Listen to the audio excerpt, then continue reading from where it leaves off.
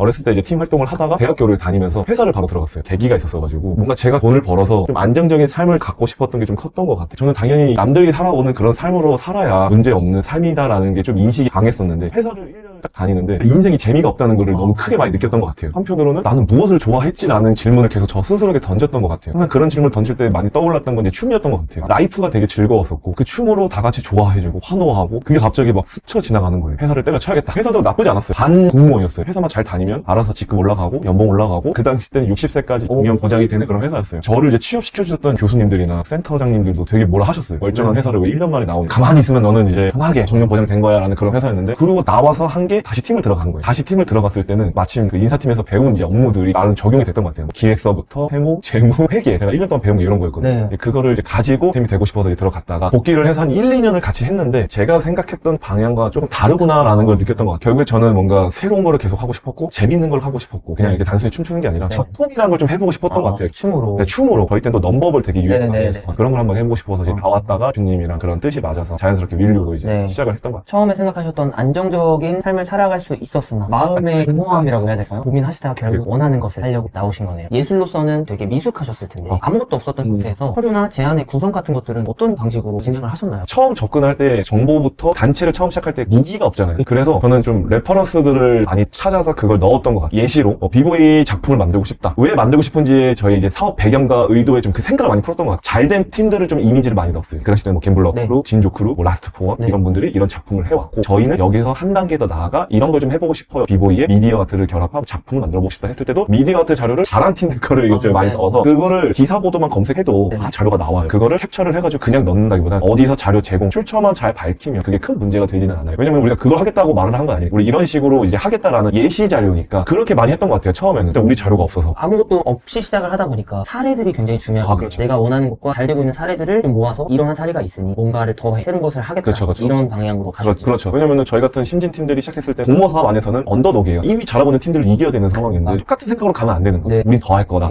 더 추가해서 이런 거를 더 풍족하게 보여줄 거다. 이렇게 해도 모자를 판이라 그런 레퍼런스 자료를 많이 넣었던 것 같아요. 기획자로서 생각하는 거를 글로 풀기가 쉽지 않으셨을 텐데 그런 방향을 혹시 어떻게 접근을 하실까요? 저는 그냥 처음에 자료를 좀 많이 봤던 것 같아요. 항상 그 공모를 보면은 꼭 뽑히는 팀들이 있어요. 네. 매번 그 네. 공모에 이 팀은 왜 이렇게 뽑힐까? 이유가 뭘까? 이 팀은 왜? 하면서 그 당시 때 또 한문연에서 방방곡곡이라는 사업이 네, 네, 있는데 네. 거기는 사업이 선정이 되면 그 자료가 다 올라와요. 기본적인 단체 소개부터 기획 의도, 공연 특징 이런 게 있는데 무용 장르를 다 봤던 것 같아요. 보면서 이들이 쓰는 언어가 뭘까? 이게 뭔가 기획서만의 그 언어가 있는 것 같아. 우리는 항상 이제 말로 하면 스트리트 댄스의 장점은 다이나믹하고 역동적이고 이런 말이 뭔가 기획서에 안 먹힌다는 게 느껴진 거예요. 그냥 저희가 이렇게 주고받는 단어로는 도저히 기획서는 승부가 안 나겠다. 기획서는 글로 심사위원들을 설득을 해야 그렇죠, 되는 거예요. 그렇죠. 그래서 거기 무용 자료를 한 5개년치를 뽑아서 한 일주일 정도 계속 자료만 봤어요. 어떤 언어를 많이 쓰고 어떤 문장으로 가는지. 최근에 신진예술단체 기획자들이 제가 기획서를 같이 봐주면은 기본적으로 무슨 말을 하는지 잘 모르겠어요. 추상적인 말들. 그냥 일단 기획서는 무조건 직관적이야 되거든요. 내가 심사위원이어도 딱 기획서를 열었을 때 팀 소개해주세요 했는데 팀 소개가 12줄이에요. 무슨 말인지가 안 보이면은 일단 안 보는 것 같아요. 네. 첫 번째 페이지가 제일 중요하다고 하거든요. 근데 이 사업 계획부터 너무 추상적인 말만 써 있으면은 저 같아도 안 볼 것 같더라고요. 어떻게 보면 동영상처럼 시작이 딱 명확하고 네. 그 다음에 읽히는 건데 그래서 그 연습을 제일 많이 했던 것 같아요. 첫 페이지는 무조건 짧고 굵게 한두 줄만 임팩트 있게 뭔가 그래서 그 단어 공부를 좀 많이 했던 것 같아요. 거기서가 읽히면은 그 뒤부터는 길어도 봐요. 이거는 저한테 심사를 했던 분이 피드백 주셨던 거예요. 왜냐면 서류만 200개, 300개가 들어오는데 지치는데 자기도 사람인지라. 그래서 항상 이제 저한테 기획서 이제 자문 구하는 이제 친구들 얘기하면은 무조건 2줄 안에 끝내라. 정말 길어도 3줄. 저희는 뭐 기획자, 뭐 미디어 아트, 누가 뭐 팀 크리에이터 그룹입니다. 뭔가 와닿지가 않아요. 네. 근데 또 그 마음은 이해는 돼요. 네. 근데 이제는 그냥 간편하게 하는 것 같아요. 댄스와 미디어 아트 기반으로 활동하고 있는 네. 윌류입니다. 저도 제가 저한테 그냥 강조하는 것 중에 하나가 한 줄로 나를 설명할 수 없으면 안 된다. 제일 중요하고 제일 어렵고 저도 매일같이 그래서 카피라이팅 연습을 엄청 해요. 지금도 저희 회사 소개를 매일같이 고민해요. 많이들 궁금해하실 것 같은데 기획서 이런 걸 쓸 때 실장님만의 팁이라고 해야 될까요? 처음 하시는 분들이 그래도 이 정도는 알고 가셨으면 좋겠다. 기획서를 쓰기 위한 자료를 찾는 걸 많이 어려워하시더라고요. 네. 공모가 어디서 나오는지. 저 같은 경우는 꿀팁이라기보다는 하는 루틴이라고 하면 좋을 것 네. 같아요. 출근할 때나 사무실 오면 한 30분에서 1시간은 꼭 모모 365라 예술경영지원센터 아트누리라고 저는 이 세 가지를 항상 이렇게 봐요. 저한테 맞는 걸 찾아요. 그걸 찾으면은 저만의 엑셀 파일이 있어서 네. 거기에 리스트를 업로드를 해놔요. 관심 있는 사업은 다 업로드 해놓고 다른 2시간은 그 리스트를 이제 쭉 봐요. 그리고 가장 중요한 건 사업 목적, 공모의 사업 목적을 먼저 봐요. 이걸 왜 하는지. 그렇죠. 이거를 파악을 못하면 지원 사업을 아무리 써도 의미가 없더라고요. 무조건 떨어지더라고요. 네. 제가 가끔 그 공모 사업의 목적도 안 보고 지원금만 보고 들어갔던 경우도 아. 있었어요. 지원금 크다 해야겠다. 막상 붙었는데 저희 목적 안 맞는 거. 낭패 본 적도 있어가지고 일단 목적부터 먼저 봐요. 목적이 안 맞으면 지원금이 커도 안 들어가요. 처음 하시는 분들한테 중요한 정보겠네요. 그게 이해가 되면은 우리가 이 공모를 왜 들어가는지 생각을 이제 하게 되는 거죠. 이 대표님이 가장 잘하시는 우리가 왜 해야 될까? 이 생각을 자연스럽게 하는 것 같아요. 기획자로서 이런 것들은 꼭 해야 한다라고 추천하실 만한 게 있으실까요? 계속 서치인 것 같아요. 리서치. 이 리서치라는 게 온라인만 리서치가 아니라 네. 저는 오프라인 리서치까지 포함인 것 같아요. 예를 들어 예술 하시는 분들한테 가장 중요한 거는 현장에서 공연을 이미 올리고 있는 사람들. 그거를 저는 꼭 보러 다니는 걸 추천을 드려요. 네. 왜냐면은 그들이 올리는 것들은 붙은 거거든요. 네. 어떻게 붙은 건지 분석을 안 하면 저희가 계속 들어갈 수가 없더라고요. 아. 제가 한번 이런 적이 있었어요. 어떤 팀이 계속 공모가 붙는 거예요. 네. 저희는 계속 떨어지는데 네. 여기는 계속 붙어. 한- 왜 붙는 거지? 그 팀이 이제 올리는 그 공연 날짜가 있을 거예요. 이제 그거를 보러 간 거예요. 이 공연을 봐주면 이해가 될 수 있을 것 같다. 네. 그러니까 이 팀이 붙은 이유가 있을 거다. 오프라인에 이제 그런 식으로 많이 했던 것 같아요. 근데 확실히 공연을 보면 이게 왜 붙은 거지? 라는 생각도 들고 네. 붙을만 했네. 라는 것도 딱 거기서 이제 정보를 얻게 되더라고요. 그러면서 저 스스로 다시 공부하게 돼요. 공연을 보고 나서 기획서를 쓸 때 달라져요. 뭐가 좋고 뭐가 아닌지도 자기가 직접 알아야 되니까. 그 잘못된 방향이 그런 거예요. 우린 잘한 것 같은데 왜 떨어졌지? 내부에서만 생각하는 거 네, 잘못된 네. 거예요. 일단 기본적으로 떨어졌을 때 저는 우리가 잘못된 거다. 뭔가 잘못했기 때문에 떨어진 거다. 분석을 해야 된다. 전체적으로 객관화 작업을 중요하게 생각하시네요. 안 하면은 계속 도태되는 것 같더라고요. 당연히 우리 스트릿 댄스 팀들이 잘하는 건 너무 잘하는 건데 여기는 왜 못하는지를 분석 못하면 결국은 우리는 여기밖에 안 되는 거죠. 근데 우리 문화가 확장이 되거나 커지려면 여기도 저는 바라봐야 된다고 생각해요. 그래야 또 다른 팀들이 들어오고 또 커지고 누가 비보이가 올림픽 종목이 될 거라 생각을 했겠어요. 그렇죠. 진짜 선배님들이 너무 길을 잘 걸어와 주셨고 잘 해주셨고 그러니까 저희 같은 팀들도 또 다른 길을 생각을 해보는 거죠. 또 이게 생겨야 또 새로운 팀들이 들어와서 더 이 문화가 커질 거고 아직까지 저는 이게 아이러니예요.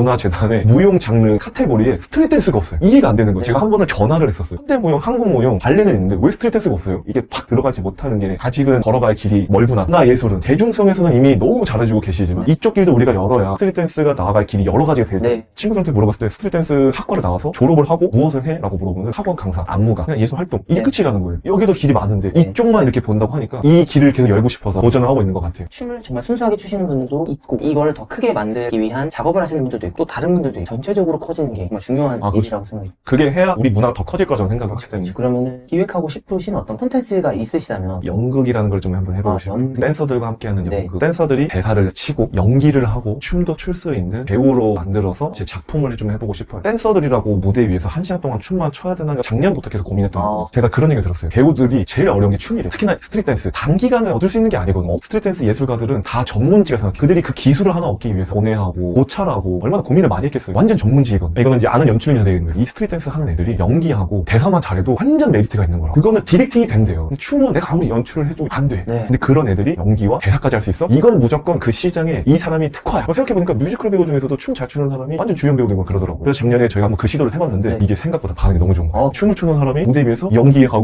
관객들과 소통하고 이러는데 그 사람 인식이 되게 강해지는. 근데 그게 생각보다 티켓팅도 잘 되고 저희가 처음으로 홍국장이긴 했지만 비보이 장르 가지고 매진된 거 처음 했어요. 재단에서도 그걸 새롭게 보신 거예요. 야 비보이 팀이 와 완전 새롭다고. 거기에 기술을 덧붙여서 스토리텔링으로 풀어버리니까 네. 연락이 엄청 오시는 거예요. 네. 그러면서 작년에 새롭게 포인트라는 작품도 외부 연출인과 함께 했는데 네. 올해도 이제 구니스랑 11월 말에 신작 하나 올리는데 그것도 네. 또 대사예요. 이것만 잘 나와도 다른 팀들이 또 새롭게 접근할 수 있겠다. 무조건 댄서라고 춤만 추는 공연 말고 관객들이 이해하고 쉽게 네. 재밌게 즐길 수 있는 공연을 만들고 싶은 게 가장 큰 것 같아요. 마지막 질문인데요. 현실적인 어려움 앞에서 친구들한테 한 말씀 해주고 싶으시다면 가장 좋은 역량은 꾸준함을 가지고 있는 역량이라고 생각해요. 한 길을 걸어올 때 얼마나 무수한 파도들이 오겠어요. 근데 이 파도를 한 번, 두 번 맞았다고 배를 돌리면 안 된다고 생각해요. 파도를 맞아도 계속 키를 잡고 배를 계속 앞으로 나아갈 수 있는 힘을 가지고 생각해요. 우리의 목표는 여기에 있는데 이 파도 2개만 더 건너면 되는데 2개를 못 건너가지고 여기를 도달을 못하는 거예요. 이런 친구들이 좀 많더라고요. 그냥 포기하지 않았으면 좋겠어요. 자기가 갖고 있는 목표와 꿈은 우리가 놓치면 않는다면 네. 40세든 50세가 돼도 때라도 도달하면 저는 성공을 생각하거든요. 도착하는 거니까요. 네, 저희 대표님이 되게 잘하세요. 그거. 네. 요렇게 해볼까? 이것도 안 돼? 요런 식으로 해볼까? 이런 생각을 계속 가졌으면 좋겠어요. 포기가 아닌 피보팅을 했으면 좋겠고 함께 할 동료를 좀 그 동료가 한 명만 있어도 네. 원동력을 네. 얻어서 갈 수 있다. 추진력을 통해. 혼자 하는 것보다 같이 하는 에너지가 더 강하기 때문에 네, 요즘 뭐 혼밥 혼술 자기 혼자가 좀 많아지는 시대고 하잖아요. 우리나라는 공동체고 동료고 친구가 없으면 계속 나아갈 수 없다고 생각해요. 제가 매일같이 공모에 쓰는 거예요. 혼자가 아니라 우리 함께 해야 된다. 한 명이 춤추는 것보다 두 명이 춤출 때가 더 멋있고 두 명이 춤출 때보다 네 명이 춤출 때가 멋있는 것처럼 우리 민족은 그런 것 같아요. 네. 공동, 함께, 협업 이거 없으면 저는 항상 도태가 된다고 생각합니다. 동료들이 없으면 기획은 의미가 없어요. 관통하는 말인 것 같습니다. 네. 진짜.